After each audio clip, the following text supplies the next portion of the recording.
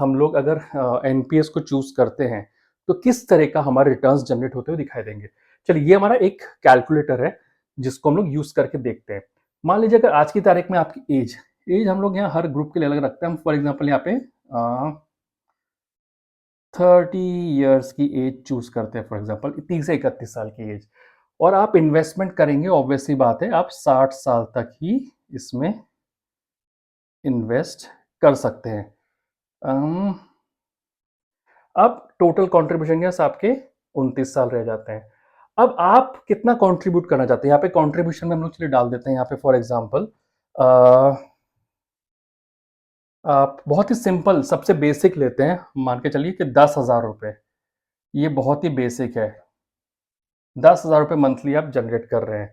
अब कितना परसेंट हर साल अपने इसको बढ़ाएंगे कंट्रीब्यूशन को, क्योंकि आपका डीए भी तो बढ़ेगा हर साल। आपको अगर साल में 2 बार डीए मिल रहा है, 2-2% का अगर हाइक हो रहा है तो 4% तो वैसे ही आपको हाइक मिल रहा है।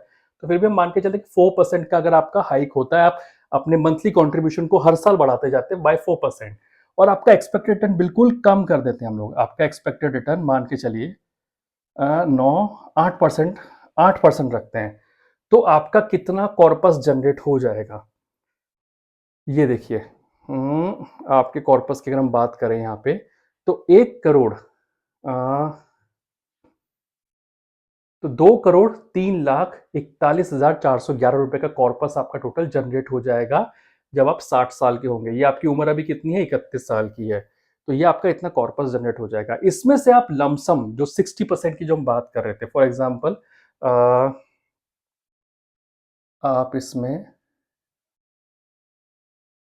कहते हैं कि मैं 60% जो कॉर्पस है वो निकालना चाहता हूं। तो फॉर एग्जांपल ये जो विड्रॉल है आप 1,22,00,000 रुपए तक का कर सकते हैं, जो आपको एक मुश्त मिल जाएगा।